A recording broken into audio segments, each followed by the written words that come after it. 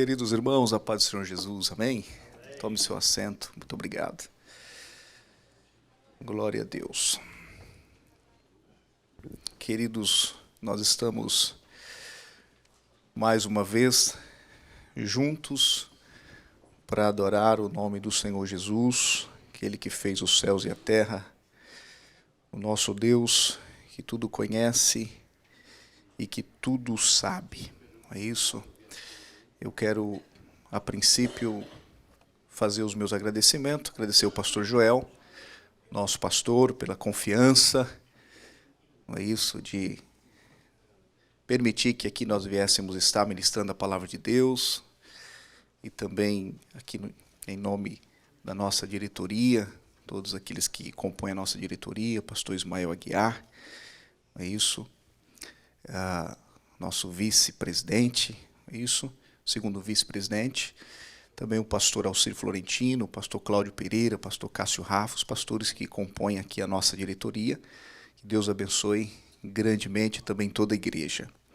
Queridos, nós hoje vamos dar sequência ao nosso currículo doutrinário, embora o tema seja outro, mas todas as quartas nós estamos aqui aprendendo a palavra de Deus. Então, hoje nós vamos estudar o estudo 628 do boletim 490, e o tema é Malaquias 1. Tá? O tema vai ser a reverência e o cuidado, baseado em Malaquias, o livro de Malaquias. Então, provavelmente nós vamos ter outra parte do estudo, provavelmente, penso que na próxima quarta. Então, por isso os irmãos estão vendo aí Malaquias 1, tá? Porque com certeza vai ter o 2, vai ter outras partes aí. A base bíblica que está sendo usada é o livro de Malaquias, no capítulo de número 1, versículo 1 e 2. Né?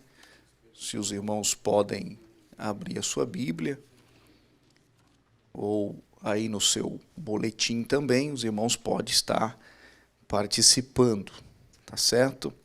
Malaquias, capítulo 1, versículo 1 e 2. Sentença pronunciada pelo Senhor contra Israel, por meio de Malaquias. O Senhor diz: eu sempre os amei, mas vocês perguntam, como é que nos amaste? É uma pergunta, é isso, em meio a um diálogo. Tem aqui a segunda parte do verso, se encerrando com uma parte interrogativa. Eu quero louvar a Deus pela vida do pastor John Leno, da Dinamarca, que foi quem elaborou esse estudo, e diga-se de passagem, um estudo muito produtivo e edificante para as nossas vidas. Que Deus abençoe nosso companheiro, em nome de Jesus. A introdução diz assim: o livro do profeta Malaquias nos traz exortações em relação aos cuidados com o nosso relacionamento com Deus. Então, já a princípio do estudo, já a início, nós vemos aqui o escritor já levando os leitores no entendimento de que o teor do livro do profeta Malaquias é exatamente mostrar essa relação, né, esse cuidado que nós precisamos ter, o cristão precisa ter no relacionamento com Deus. Né? A leitura prossegue. O objetivo desse estudo é nos lembrar a importância da reverência e o cuidado com aquilo que vamos gerar para Deus. Não é isso? A gente, às vezes, irmãos, estamos fazendo, não é isso? Estamos trabalhando para o reino. E muitas das vezes nós estamos fazendo muito, mas produzindo pouco. Não é isso? Às vezes estamos ocupados demais e frutos que é bom, às vezes nós deixamos a desejar. E pensamos que por estarmos ocupados demais ou fazendo demais, já é o bastante, o suficiente. É isso? E às vezes os resultados não são eficientes e eficazes nas suas realizações. Então a gente já começa com essa dinâmica, com essa perspectiva, é isso? E assim nós vamos entrando no estudo. No Antigo Testamento podemos observar que Deus requer de Israel um culto cheio de liturgia. Né? Isso nos mostra muito as características do nosso Deus. Desde a criação, podemos observar que Deus criou cada coisa em seu tempo e de maneira organizada. A gente vai vendo, irmãos, no relato da criação, Deus fazendo as coisas, organizando as coisas que estavam desajustadas. E Ele faz isso com muita maestria, porque Ele é Deus, Ele é poderoso, e a gente observa que Deus vai fazendo as coisas no seu tempo e de maneira bem ajustada e organizada. A gente aprende muito com Deus quando a gente lê o relato da criação. É isso que a gente observa ali, são de caráter pedagógico, informativo, que nos ajuda, irmãos, a ter uma vida sustentada pelas orientações de Deus ali na criação. Primeiro Deus separou as águas, depois criou os peixes e os demais detalhes, e assim Ele vai reorganizando a criação. E aí a gente observa uma coisa, que depois de cada etapa finalizada, Ele avalia seu trabalho. Então, se os irmãos perceberem, ali no relato da criação, no Gênesis 1, a gente vai perceber, irmãos, falando dessa expressão de Deus, desse diálogo de Deus, né? É mais expressão do que diálogo, porque diálogo é alguém conversando e o outro respondendo. Aqui é uma expressão de Deus, quando Ele diz, quando Ele avalia a sua obra, sabe? Deus vai criando as coisas, vai organizando as coisas e Deus vai avaliando a sua organização. Que coisa maravilhosa, não é isso? Então, no primeiro dia, Deus avalia a sua obra ali e Ele vê a luz, né? Ele fala para que a luz viesse a existir, a luz passou a existir. Percebe que isso acontece antes da criação do sol. O sol vai ser criado lá na frente. Aqui é uma luz que não é a luz solar, é uma luz, é isso que vem antes da luz solar. E aí Deus, vendo a criação da luz, Ele diz que a luz é boa. Então veja, Deus avaliando aquilo que Ele criou, né?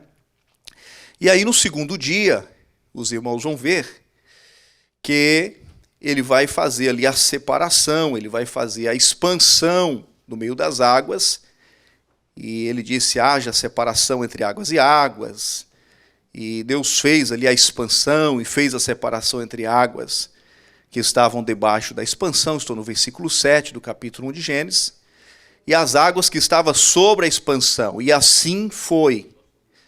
E o versículo 8 encerra esse segundo dia, tá? E chamou Deus a expansão céus, e foi à tarde e manhã o segundo dia. E aqui nesse segundo dia, não existe aqui no segundo dia a expressão de Deus. Está aí no texto. Que Ele avalia o segundo dia como um dia bom. Né? Ou seja, aí você vai seguir a leitura, Deus falou por 6 vezes, por 5 vezes, Ele falou que era bom que Ele tinha feito. Mas por que no segundo dia Deus se cala? No segundo dia, Deus não fala, Deus não avalia, Deus não diz. nada a esse respeito, ele apenas trabalha. Mas no terceiro dia, se os irmãos observar, ele vai expressar por 2 vezes, bom o que criei. E aí, baseado nisso, é que o judeu, por exemplo, irmãos, aquele que segue a linhagem do judaísmo, não gosta de negociar e de fazer negócio na segunda-feira. Tá? Porque aqui, na segunda-feira, o primeiro dia, é o domingo. Ele disse que era bom a luz. No segundo dia, Deus se abstém de dizer algo a esse respeito. Mas no terceiro dia, ele fala bom por 2 vezes. Então, o judeu olhando para esse texto, ele fala, então é bom fazer negócio, é na terça-feira. Porque na terça-feira, Deus expressa por 2 vezes, bom. Então, o relato vai seguindo, queridos. E no 6º dia, na criação do homem, Deus avaliando tudo que fez. É claro que eu penso que, como Deus criou o homem à sua imagem e semelhança, então o homem como coroa da criação de tudo que Deus fez, aí Deus avaliou, depois da criação do homem, e disse, muito bom o que criei. É isso? Abordando todos os 5 dias que ele tenha criado, e no último dia, no 6º, ele dá um relato mais profundo, dizendo muito bom, não apenas bom, mas muito bom que criei. E no 7º dia, ele não fala nada a esse respeito, ele apenas abençoa o sábado. Tá? Agora, por que no 2º dia Deus se calou? O que o judeu diz sobre isso? Eu fui dar uma pesquisada e encontrei lá uma expressão de um rabino chamado Rashi, e ele diz o seguinte, que se observarmos o texto, Deus está criando. Então Deus vai terminar a criação do 2º dia no 3º dia. Então, na visão dele, Deus não disse que era bom o dia 2º, porque ele não tinha terminado o que ele começou. E na cultura judaica, só é bom quem começa uma coisa e termina. Por isso que Jesus repreendeu, Jesus não gostou muito da expressão do jovem, aquele jovem rico, que chamou Jesus de bom. E aí Jesus disse o seguinte, não, bom não sou eu, é o meu Pai. Por quê? Porque Jesus não tinha passado pelo Calvário. Jesus tinha começado uma obra, mas não tinha ainda concluído. Então ele entendia que esse título era para o Pai, que já tinha cumprido a sua missão. Agora faltava o Filho cumprir a dele. Tá certo? Então, são apenas um relato que faz parte do nosso estudo, que o pastor John Leno colocou aí para nós estudarmos. É isso? A sequência diz o seguinte, devemos sempre observar, nos empenhar e finalmente avaliar tudo aquilo que fazemos para Deus. Como é que a gente avalia aquilo que nós fazemos, aquilo que nós criamos, que é fruto de uma idealização, fruto de um trabalho das mãos, da sua mente? Como que a gente avalia isso? Foi exatamente esse detalhe que fez com que o profeta Malaquias entrasse em cena,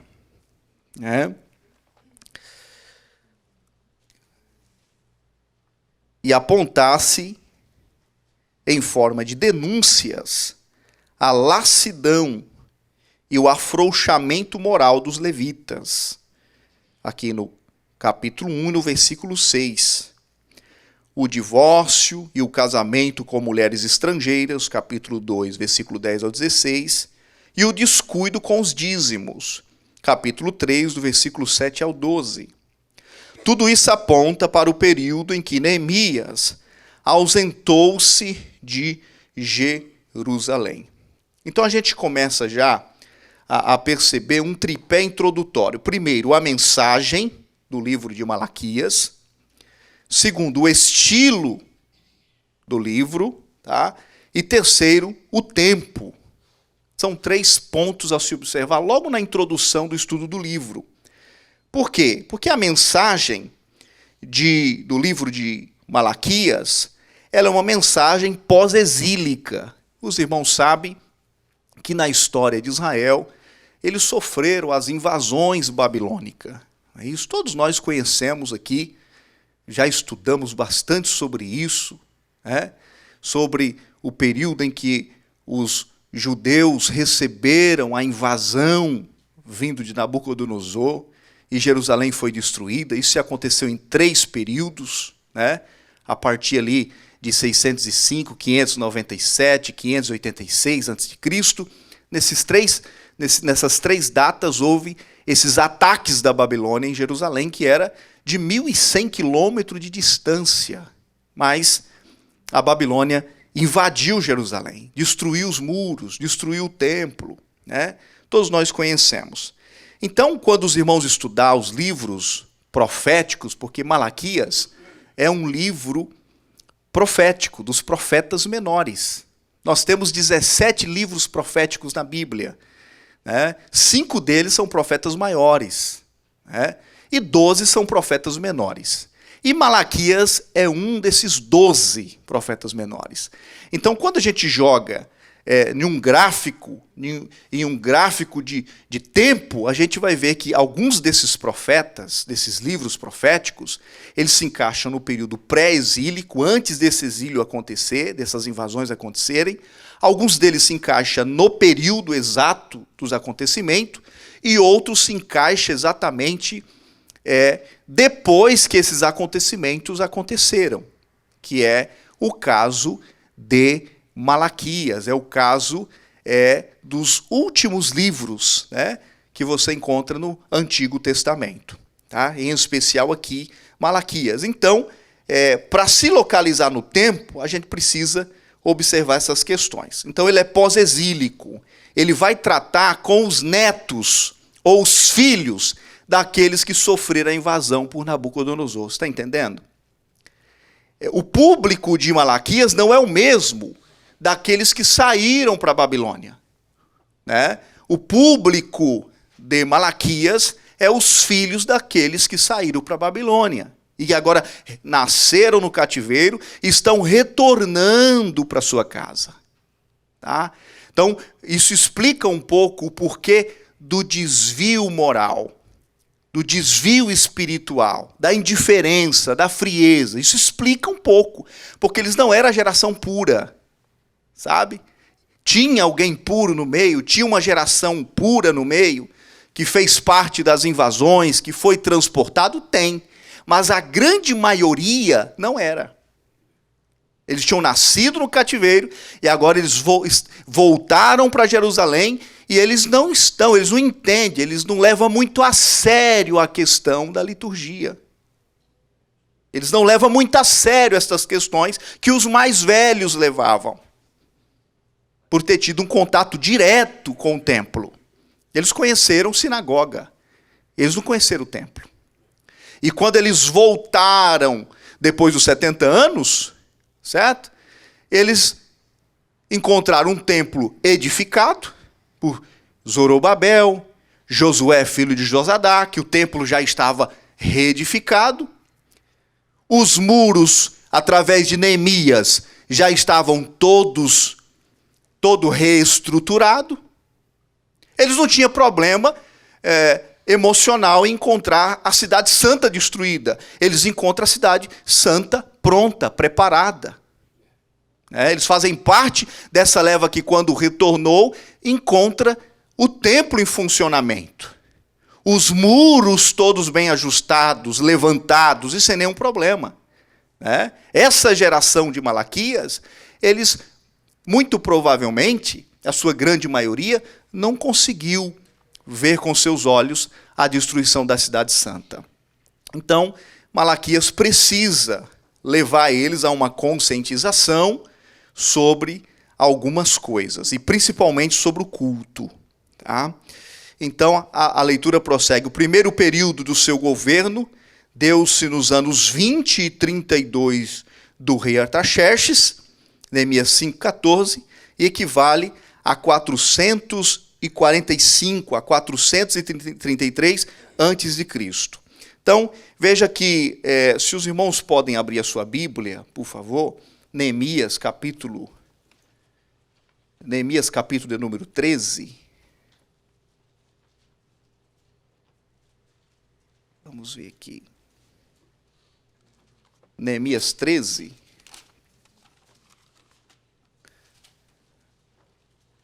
No versículo de número...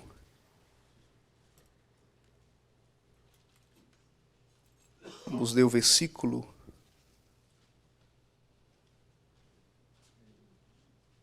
seis. Neemias 13:6 diz assim: mas durante tudo isso não estava eu em Jerusalém. Aqui é Neemias, depois que ele reconstruiu os muros, tá? Ele precisa se ausentar, ele precisa voltar para a Babilônia. E ele vai dizer aqui, mas durante tudo isso não estava eu em Jerusalém, porque no ano 32 de Artaxerxes, é isso? Rei de Babilônia, vim eu ter com o rei. Mas ao cabo de alguns dias tornei a alcançar licença do rei. Então, há quem diz que nesse período da ausência de Neemias, tem acontecido, tem abrido-se uma lacuna. E vocês lendo o capítulo 13, os irmãos vão perceber que na ausência de Neemias, o sacerdote Eliasibe, ele se compromete com Tobias, o inimigo declarado de Neemias, na reconstrução dos muros. Os irmãos lembram disso?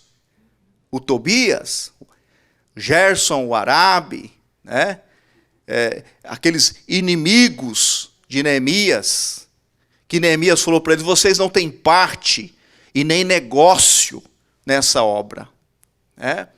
E aí eles foram rejeitados. Neemias não quis o apoio deles, não quis se misturar com eles. Mas Neemias, quando terminou a sua obra, que precisou se ausentar, o Eliasibe, sacerdote, fez uma parceria. Olha aqui o versículo 4. Do capítulo 13 de Neemias. Ora, antes disso, Eliasibe, sacerdote, que presidia sobre a câmara da casa do nosso Deus, se tinha aparentado com Tobias. Olha aí. Ele espera a ausência de Neemias, ele se aparenta com Tobias, sabe? E não para por aí não. Sabe o que acontece? No versículo 5, olha o que diz: e fizeram ali uma câmara grande, onde dantes se metiam as ofertas de manjares, o incenso, os utensílios e os dízimos do grão, do mosto e do azeite, que se ordenaram para os levitas, e cantores, e porteiros, como também a oferta alçada para os sacerdotes. Como é que a gente entende esse versículo aqui? Nessa partida de Neemias, para a Babilônia, o Eliasibe, o sacerdote, presidente responsável pela liturgia, ele faz a parceria com Tobias e não parou por aí. Ele fez um puxadinho para Tobias do lado do santuário. Sabe? Veja como é que estava o estado espiritual de Eliasibe. Ele era sacerdote. Ele abriu mão das ofertas de manjares. Versículo 5, que nós acabamos de ler. Ele abriu mão do incenso, ele abriu mão dos utensílios, até dos dízimos, do grão, do mosto, do azeite, ele abriu mão. E no lugar que acontecia esses eventos litúrgicos de adoração a Deus, ele faz o puxadinho, uma casa para o Tobias, o inimigo de Deus. Então, havia um desgaste muito grande, né? O versículo 7 vai dizer, Neemias vai dizer, eu vim a Jerusalém e compreendi o mal que Eliasibe fizera para beneficiar Tobias, fazendo-lhe uma câmara nos pátios da casa de Deus. Ele acabou com o lugar da liturgia, do sacrifício, ele acabou literalmente só para construir um espaço para o inimigo de Neemias. Aí o versículo 8 diz assim, de Neemias 13, o que muito me desagradou, entristeceu o coração de Neemias, de sorte que lancei todos os móveis da casa de Tobias fora da câmara. Quando Neemias voltou, que viu a casa de Deus nesse estado, e o puxadinho, né? Um cômodo a mais e grande no ambiente. Sabe o que ele fez? Neemias entrou dentro desse espaço e jogou todos os móveis de Tobias na rua. O estado espiritual dos sacerdotes estava comprometido. E é provavelmente nesse contexto, sabe? Não tão distante, Malaquias vai sentir esse mesmo termômetro espiritual dos sacerdotes. Entende?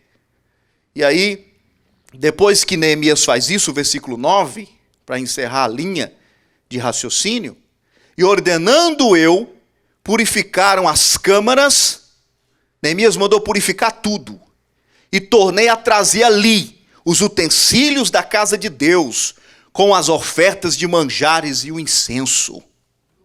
Ele restabeleceu tudo, mas tem que pôr Tobias para correr, meu irmão. Entende? Então, isso aqui é interessante porque nos ajuda a palmilhar o assunto e localizar onde nós estamos. Então, nesse tripé introdutório do livro, queridos, mas já dentro do estudo, além de ser pós-exílico, é um livro sem genealogia. Os irmãos não vão ver no livro de Malaquias a sua genealogia. Repararam isso? Não é? Não tem genealogia, mas isso não só acontece no livro de Malaquias. O livro de Abacuque, o livro de Obadias, também não tem genealogia. Porque para esses homens de Deus, sabe, Deus é muito mais importante do que eles. E a mensagem que eles transmitem é mais importante do que o próprio mensageiro. Sabe? Então, é nesse teor. O estilo desse livro de Malaquias é um estilo de gênero argumentativo. Por quê? Porque se os irmãos começarem a pontuar cada ponto de interrogação que tem no livro, os irmãos vão ver quase 30, há quem diz 27 pontos de interrogação. É um livro argumentativo, o mais argumentativo do Antigo Testamento, o livro de Malaquias. Tá? Então, e o tempo, agora falando de tempo, ele foi o último profeta antes de João Batista. Sabe? O único profeta literário antes de João Batista. Entende? Os irmãos sabem que o livro de Malaquias tinha até umas Bíblias, irmãos. Eu não sei se você tem essa Bíblia ainda, se a sua Bíblia que está aí com você é assim, mas, pastor Alcir, tem umas Bíblias mais antigas, né? Eu não sei se as mais novas tem, mas depois os irmãos reparem isso. Ali entre Malaquias, pastor Cássio, e Mateus, tem Bíblia que tem página em branco. Né? 4 páginas, né? Tem delas, pastor Ismael Aguiar está dizendo aqui que tem delas que tem até 4 páginas em branco. Né? Talvez seja para representar os 400 anos de silêncio. Né? Pois é. Então, Malaquias está localizado ali, antes desse silêncio. Esse período ali de Malaquias a Mateus, os irmãos sabem que é um período chamado período intertestamentário, ou interbíblico, sabe? foi quando a voz profética, quando tudo que foi escrito não foi soprado pelo Espírito Santo, não foi soprado por Deus, sabe? Existiu literatura nesse período, muita literatura, né? Por exemplo, quando você estuda o livro de Macabeus, os livros apócrifos da Igreja Católica, esses livros não receberam a canonização, o sopro, não são livros inspirados, são livros históricos interbíblicos. Mas se houve muitas literaturas nesse período, por exemplo, a gente começa a ler o livro de Mateus e a gente começa a se deparar com fariseus, com saduceus, os fariseus principalmente. E a gente se pergunta, de onde é que vem esse povo? Porque Malaquias encerra seu livro, aí já começa Mateus e aparece fariseu, né? Então, livros que não são inspirados, mas são históricos, como, por exemplo, Macabeus, narra lá a fonte, da onde que veio esses zelosos pela lei, tá? Não são inspirados. Talvez não aconselho que você a leia, a não ser que você tenha uma estrutura teológica para isso, tá? Mas são livros que foram escritos nesse período, tá? E o livro de Mateus começa o Novo Testamento. E o de Malaquias termina o Novo Testamento. Tá? Então está nesse processo de silêncio. Eu estudando isso, me veio assim na minha mente, como é que pode? Deus fala conosco o tempo todo, irmão, sim ou não? Deus fala conosco pela revelação geral, não é isso? Por aquilo que a gente vê com os nossos olhos. Deus fala conosco pela sua palavra. A criação de Deus fala conosco, fala com os ímpios também. É que muitos não conseguem enxergar isso, né? E a gente vê Deus em um período de 400 anos em silêncio, sabe? A gente aprende com Deus, irmãos, muitas coisas, até ficar calado. Não é isso? Até ficar calado a gente aprende com Deus. E aí quando Deus foi fazer nós, seres humanos, Ele fez com 2 ouvidos e uma boca. Será que seria, irmãos, para nós poder ouvirmos mais e falarmos menos? I don't know. Mas há uma pedagogia divina naquilo que Deus faz, irmãos. É isso? Até o céu, quando os irmãos estudam a escatologia, os irmãos vão ver que até no céu, vai existir um período de silêncio. Imagina o céu em silêncio. As coisas espirituais, irmãos, nos ensina muito, né? Às vezes ficar quieto quando é para agir desta maneira, apenas ficar calado e esperar o tempo de Deus. E o melhor de Deus vem depois. Mas vamos correr aqui, é isso, nosso estudo.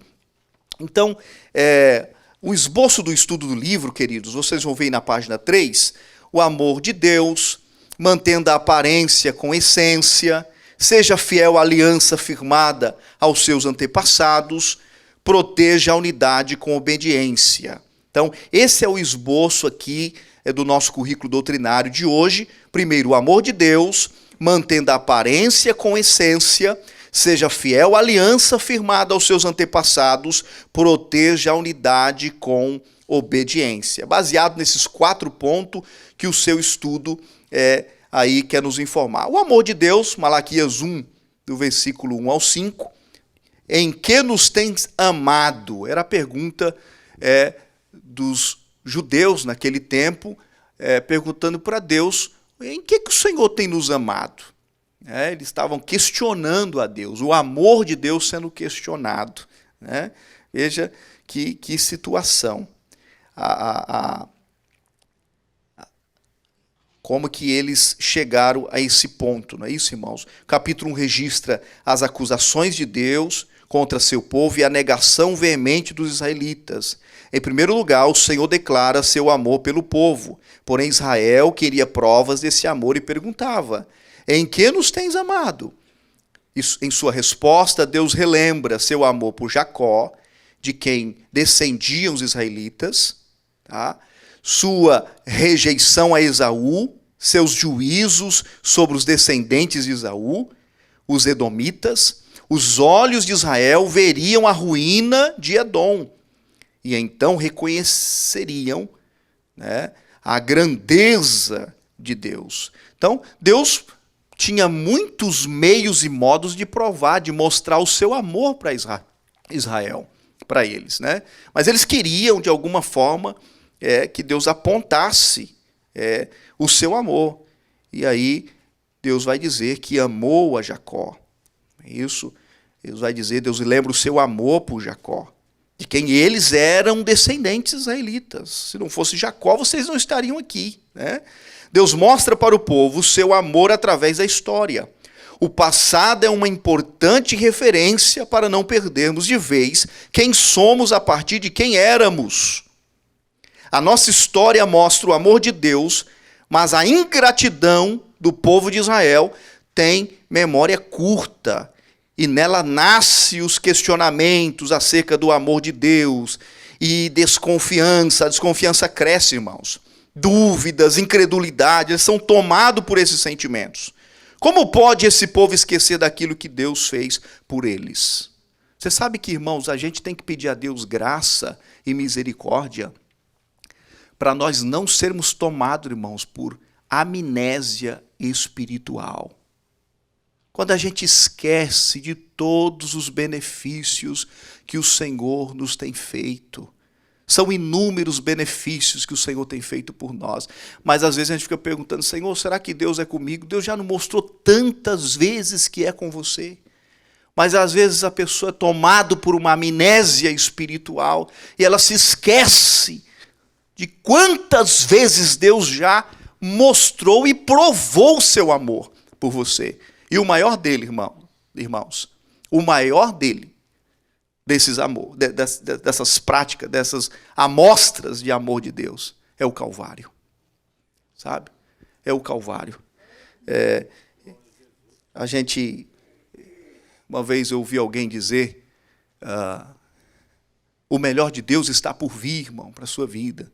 Aí alguém disse assim, não, o melhor de Deus já veio, lá na cruz do Calvário. O melhor de Deus já veio e está lá, passou pelo Calvário. E hoje nós somos, abençoados pelo sacrifício de Cristo. Tá certo? Nós temos aí a sequência na página 4. Mas ele prefere falar do amor dele para com Jacó. O interessante é que ele amou Jacó antes deste se tornar Israel. Deus não amou Jacó porque ele sabia que ele seria uma bênção. O amou porque ele faria Jacó ser uma bênção. Isso explica o amor de Deus por Jacó. Romanos 5,8, mas Deus prova o seu próprio amor para conosco, pelo fato de Cristo ter morrido por nós, quando ainda éramos pecadores. Vejam abaixo o hino da harpa cristã, número 169. Que refrão fantástico. Ele fala sobre esse amor de Deus. Oh, porque Jesus me ama. Eu não posso te explicar, mas a ti também te chama, pois deseja te salvar. Olha que hino lindo, irmãos. Eu estava ali, sentado ali perto do pastor Ismael Aguiar, e ele tem uma harpa toda especial. E aí eu perguntei para ele, pastor, o senhor entende isso aí que está na sua harpa? Porque a harpa dele tem um monte de bolinha preta assim. E aí ele falou para mim assim, se eu ouvi direito, ele falou para mim assim, quase tudo. Foi isso que ele falou para mim? Ou tudo, né? Ele falou quase tudo porque ele é generoso, né? Mas eu falei para ele, eu vejo isso aí para mim, isso se mistura, né, maestro? Isso se mistura assim que fica uma língua estranha, não interpretada. Muito bem. Então, a hinologia cristã, irmãos, tem esse hino, né? 169 da harpa cristã. Eu gosto muito desse hino, ele é lindo. Né?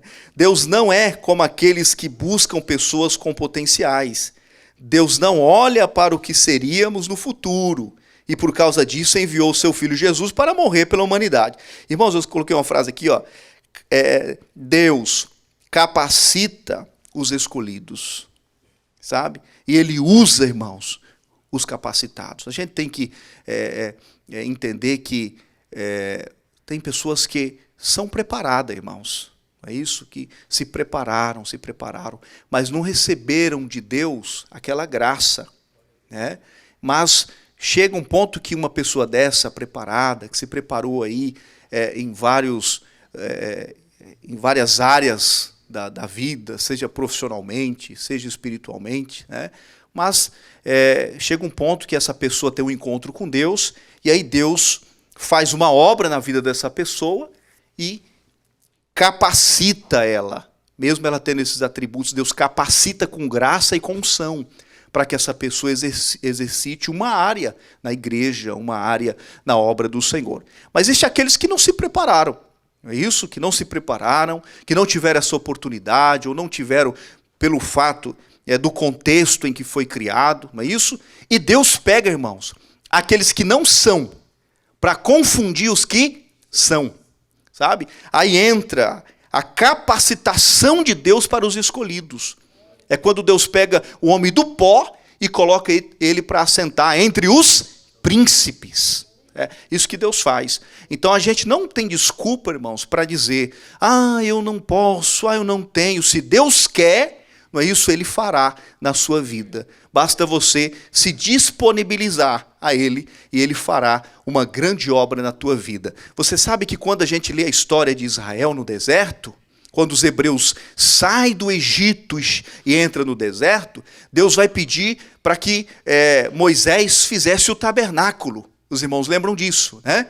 Fazer o tabernáculo, porque Deus anteriormente só visitava. Visitou Adão no Éden, visitou aquele personagem que foi o Enoque, né?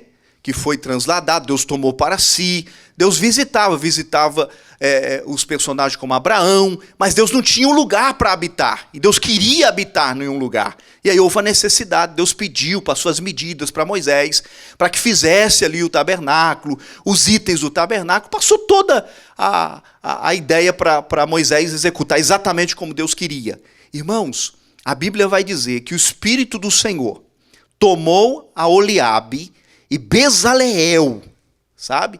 E os capacitou para a obra artística do tabernáculo. E detalhe, não só isso, mas essa mesma graça do Espírito que veio sobre a Oliabe, ele recebeu de Deus capacitação para poder ensinar outros a fazerem a mesma obra que eles precisavam fazer. Olha que coisa magnífica. Deus, irmãos, capacita. O Senhor pode fazer de você uma coisa tremenda, tá certo? Porque Deus não escolhe lugar e não escolhe esse ambiente para nos chamar e para nos trazer, tá certo? Então, fica esse comentário aqui, que também faz parte da ideia do nosso currículo. Mantendo a aparência com a essência, Malaquias 1, versículo 6 a 14, né? Diz assim, mas diz, o filho honra o pai, e o servo respeita o seu senhor. E se eu sou pai, onde está a minha honra? E se eu sou senhor, onde está o respeito para comigo? O povo diz, como desprezamos o teu nome?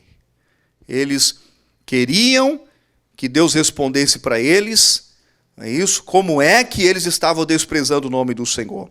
O povo de Israel estava fazendo todos os ritos de maneira relaxada, ou melhor, sem essência.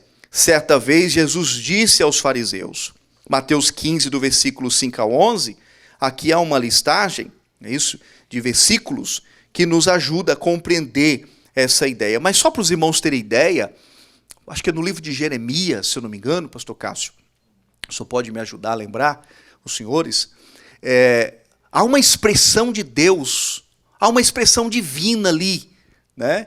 Dizendo assim, ai daquele que faz a obra do Senhor relaxadamente. Né, irmãos? É uma expressão vinda de Deus para o profeta, né? Para informar, irmãos, que não basta fazermos, é preciso ter essência, irmãos, sabe?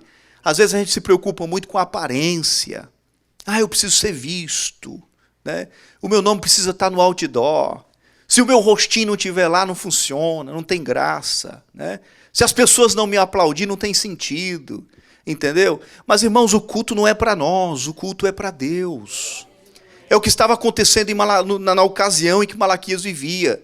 Eles estavam apresentando culto para eles mesmos. e não estava apresentando o culto que Deus queria que eles apresentassem.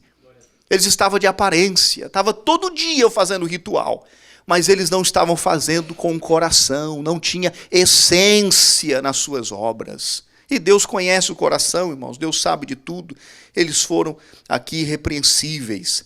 Nesses ensinamentos vemos que se agirmos da mesma forma que eles estavam agindo naquela época, será em vão a adoração ou sacrifício. Ainda acima fica claro que naqueles dias a aparência, para eles valia muito mais do que a essência.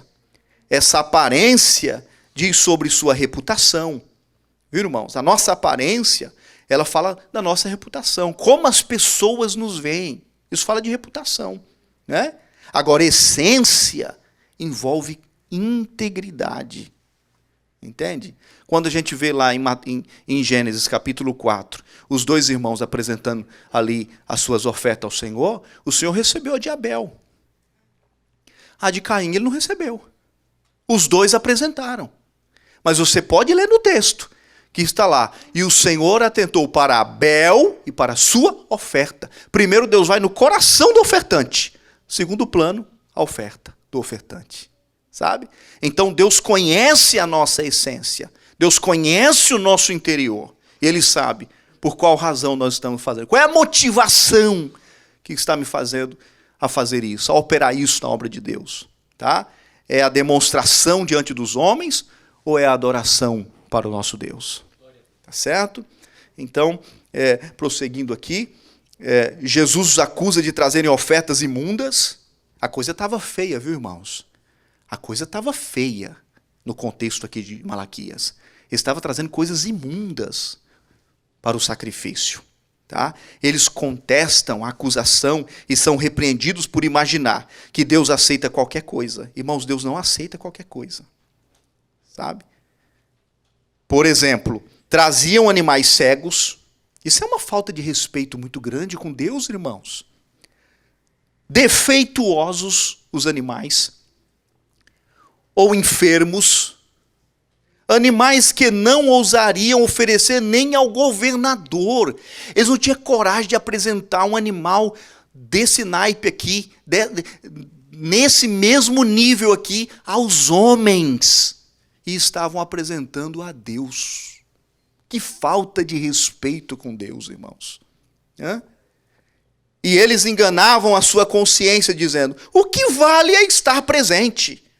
E se enganavam pensando, eu devo fazer do meu jeito.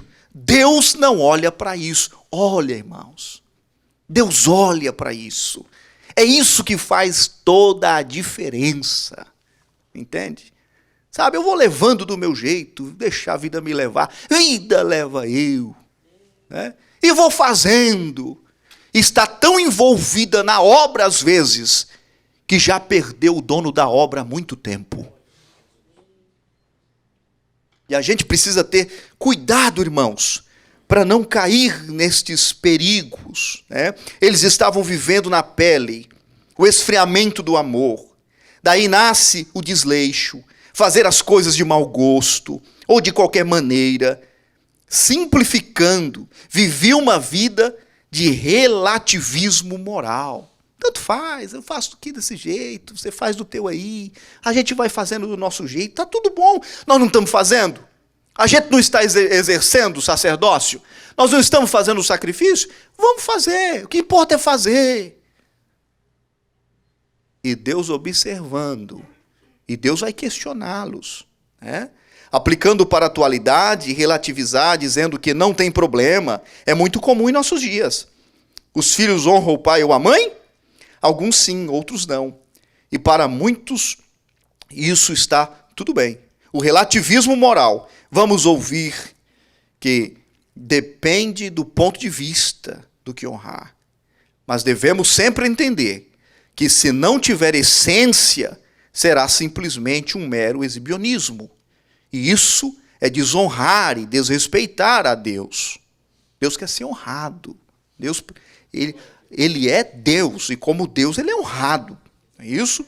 O profeta insiste para que o povo se arrependa desses pecados e assim possa escapar da ira de Deus. Tá? O Senhor dos Exércitos exprime o desejo de que alguém feche as portas do templo para interromper os sacrifícios, pois eram inaceitáveis. Todavia, o Senhor vindicará entre as nações o seu nome, ainda que seu povo não o honre. Estou na página 5, queridos, lá no finalzinho. Tá? Os judeus desprezavam as coisas sagradas do templo e estavam cansados de servir a Deus. Será, irmãos, que a gente cansa de servir a Deus? É possível alguém cansar de servir a Deus? É um ponto aqui interrogativo, irmãos, para a gente responder para nós mesmos. A gente cansa de servir a Deus? Seria isso possível? Pois os judeus chegaram a esse ponto. Uma maldição sobreviria a quem oferecesse animal defeituoso como sacrifício, pois o Senhor dos Exércitos é grande rei, e o seu nome é terrível entre as nações. Deus iria cobrar, irmãos, do relaxamento, sabe? Deus iria cobrar, sabe? As bênçãos que estavam sobre eles, sabe o que ia acontecer com elas? Iam virar maldições. Você já viu bênção, irmão, virar maldição? É um negócio meio contramão do entendimento. A bênção que estava sobre eles iriam se transformar em maldição. É como se a mão de Deus estivesse sobre a pessoa, sabe? E essa mesma mão que estava a favor, agora passasse a ser contra. Que Deus tenha misericórdia de nós, irmãos. Precisamos do favor de Deus, não é isso? Página 6, nós sabemos que todas essas coisas referentes às leis cerimoniais e concernentes ao templo convergem para Cristo. Assim, os ritos que eram realizados para encobrir os pecados do povo, hoje já não são necessários, já que Cristo morreu como Cordeiro perfeito para a total expiação dos nossos pecados. E agora estes ritos são ministrados de maneira diferentes a Deus, na nova aliança, como representa Paulo, né, como menciona Paulo. Veja que lá, esse tabernáculo do Antigo Testamento, que nós comentamos aqui há algum tempo atrás, ele tinha ali, se considerar todas as peças, a parte externa e interna ali do tabernáculo, imagina-se 21 peças. Irmãos, as peças do tabernáculo apontavam para Cristo. Tudo se refletia em Cristo, né? E aí Cristo vem e tudo se cumpre nele. O que era sombra agora se torna uma realidade. Cuidado ao atravessar as fronteiras, os limites da nossa habitação foram estabelecidas por Deus. Aqui na página 8, nós temos aqui a página 7 no finalzinho, proteja a unidade com obediência. Já em seguida o profeta trata do divórcio e do casamento com mulheres pagãs e idólatras. Malaquias é o único livro da Bíblia que descreve o efeito devastador do divórcio na família, na igreja, na sociedade. Os irmãos sabem que Adão e Eva, lá no Éden, se casaram e Deus foi o juiz de paz de Adão e Eva. Deus foi testemunha daquela união, né? A Bíblia começa com esse relato da humanidade exatamente em um casamento. É ali que começa, né? Quando os homens começam a se relacionar, há uma necessidade de Adão ter uma companheira e tira de uma das suas costelas e fecha o lugar com carne, e dali surge a Eva. E ali Deus sela aquela união. Aí no Novo Testamento, Jesus começa seu ministério. O primeiro milagre que ele faz é em um casamento. Sabe? Olha como que o zelo de Deus, o cuidado de Deus. Se nós pudéssemos dizer,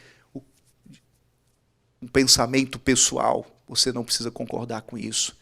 Mas vamos imaginar que se Deus começasse o seu ministério no Antigo Testamento, ele teria começado a partir da instituição do casamento no Éden. Tá? Agora Jesus começa seu ministério depois do batismo nas águas, ali por João, o Batista, e o primeiro milagre que ele faz em um casamento e transformando água em vinho. O que é a água, irmão? Água não tem sabor, água não tem cheiro, não é isso? Era exatamente a provável espécie que talvez aquele casal poderia enfrentar, o que não tinha sabor, o que não tinha cheiro e o que não tinha cor. O Senhor Jesus transforma em vinho e muda a história daquele casamento. Preciso dizer algo para você aqui. O Senhor Jesus Cristo quer mudar a história do seu casamento. O Senhor Jesus Cristo quer mudar a história do seu matrimônio. Ele se importa com você. Não é isso? E aqui a gente vai ver que o casamento no período de Malaquias era um casamento monogâmico. Amém, irmãos? Era um casamento com uma mulher só. Que bênção, né, irmãos? Glória a Deus por isso. O casamento é um casamento hétero. E isso é bênção, né, irmãos? Amém. Glória a Deus. A irmã e o irmão constituíram uma família. Isso é bênção. Isso estava acontecendo no período de Malaquias. Olha que bênção de Deus. Mas faltava um outro ponto. O casamento é indissolúvel. E não estava acontecendo isso no período de Malaquias. Ele era mono, ele era hétero, naquele período, mas não era indissolúvel. E o casamento do cristão está baseado nesses 3 pontos. É isso? E aí até que a morte os separe. Conta-se uma história de uma irmã que não queria viver mais com o marido. Eu acho que foi o irmão que não quis viver mais com a esposa. Eu acho que é isso aqui. E ele procurou o pastor. O casal procurou o pastor. E aí foram para o gabinete pastoral e o pastor foi ouvir o casal. Diga o que está acontecendo. E ele dizendo, eu não quero mais viver com ela. Eu não quero mais viver com ela. E o pastor, vocês são casados, não são? Sim, somos casados. Regime parcial de bens, somos casados. E tal. E o pastor foi ali conversando e tal, e viu que não tinha jeito. E o pastor falou, irmão, mas você quer mesmo? Irmão? O que você quer? Fala de verdade o que você quer. Eu quero me divorciar, eu quero separar dela. Eu queria que o senhor fizesse uma oração selando a nossa separação. Aí o pastor falou, então tá bom, eu vou fazer a oração do divórcio. Tá bom? Vamos fechar os olhos, vamos orar. Começou a orar, eles fecharam os olhos, o pastor colocou a mão na cabeça dele e falou, mata Jesus. Mata ele agora. Jesus, mata ele. E o irmão abriu o olho assim, não, pastor, pelo amor de Deus. Não, pelo amor de Deus, para de orar, pastor. O pastor parou de orar. O que foi? O senhor está orando para Deus me matar? O senhor está louco, pastor? Não. Se você quer separar dela, é até que a morte o separe. Eu estou orando para Deus te matar. Moral da história é que aquele casal conseguiu se resolver por ali. É isso, e o Senhor Jesus deu vitória para eles. Né? Então, meus irmãos, é até que a morte os separe. É isso. E aí, no período de Malaquias, não estava tendo esse análise. Eles não estavam levando a sério que o casamento é indissolúvel. Eles até eram casados com uma mulher só, era casado com uma pessoa do sexo diferente, glória a Deus por isso, porque assim é o plano de Deus, o macho e a fêmea, mas eles não estavam levando a sério a aliança que foi assistida pelo Senhor, em ficar até o fim, irmãos. É isso, a gente vive um tempo, irmãos, dos relacionamentos líquidos, relacionamentos sem profundidade. É isso, as pessoas estão querendo trocar de cônjuge como que se trocam de roupa. Isso é um impacto severo na sociedade. Muito grande o impacto negativo na sociedade quando o número de divórcios acontece, irmãos. Que Deus nos guarde. E aí o Senhor vai repreender aqui, na página número 8, o compromisso do casamento, os votos solenes de fidelidade mútua entre os noivos, numa cerimônia de casamento, não são um acordo transitório com a data, com uma data de validade. mas um contrato jurídico de união espiritual. O próprio Deus coloca-se como testemunha desse contrato. Por isso, a ruptura de um casamento é deslealdade e traição. A reação divina contra tal deslealdade é contundente. A deslealdade no casamento misto é abominação e também profanação da parte de Deus. Os homens estavam separando das suas esposas e casando com mulheres estrangeiras, né? E isso deixou Deus revoltado a ponto de Deus dizer: eu odeio o divórcio. Não, vocês estão fazendo um negócio aí que tá... Não foi assim que vocês aprenderam. Não é assim que está escrito, né? E aí o Senhor tratou deles, e aí a letra C aqui diz o seguinte, termo hebraico para abominação, toevá, e diz respeito a alguma coisa ou prática repulsiva, detestável, ofensiva. A Bíblia aplica a idolatria ao sacrifício de criança. A idolatria e ao sacrifício de criança, abominação. As práticas do homossexualismo estão no mesmo nível da abominação. Não tem aquela de pecadinho e pecadão, irmãos. Ah, não tem? Como é que explica isso? Não tem pecadinho e pecadão? Não. Os pecados são todos iguais. O que muda? As consequências dos pecados. É as consequências que mudam. Tá? Mas o pecado é pecado, irmãos. Tá certo? A conclusão, nesta primeira etapa, podemos observar os efeitos trágicos da ingratidão.